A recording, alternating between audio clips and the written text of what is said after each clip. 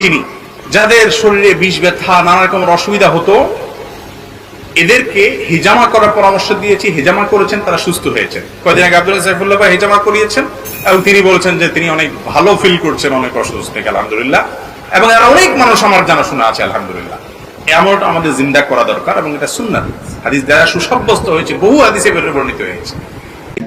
যেমন diabetes, gastric, উচ্চ রক্তচাপ, এই রোগীগুলোর ক্ষেত্রে যত দিন যায় রোগীদের ভোগান্তি বা ঔষধের ডোজ ততই বাড়তে থাকে, রোগীদের কষ্টও বাড়তে থাকে। আপনার এই সমস্যা সমাধানে হিজামা হতে পারে কার্যকর এক পদ্ধতি। হিজামা শুধু প্রাথমিক চিকিৎসা কিংবা বাতের ব্যথার চিকিৎসা না, এটা একটা পরিপূর্ণ চিকিৎসা পদ্ধতি। হিজামা যেভাবে কাজ করে এতে করে ড্রাগ ইন্টারাকশনের কোনো সুযোগ নেই।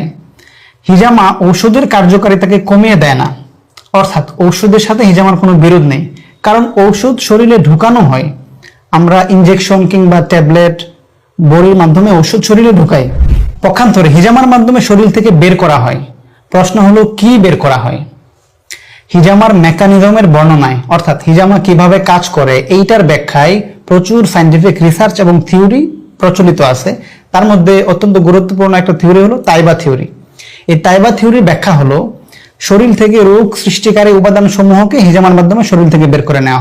বিভিন্ন বড় বড় ব্যাধি থেকে রক্ষার জন্য হিজামা এটা উপকারী। নবী সাল্লাল্লাহু আলাইহি ওয়াসাল্লাম বলেছেন আরোগ্য আছে, তার মানে এটা আল্লাহর পক্ষ থেকে ওহীপ্রাপ্ত একটা ট্রিটমেন্টের একটা পদ্ধতি, যেটা আমাদের থেকে হারিয়ে গেছে। সুন্নাত, গুরুত্বপূর্ণ সুন্নাত।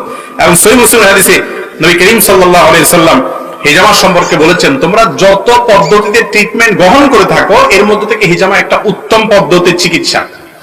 এবং নবী সাল্লাল্লাহু আলাইহি ওয়াসাল্লাম নিজে হিজামা গ্রহণ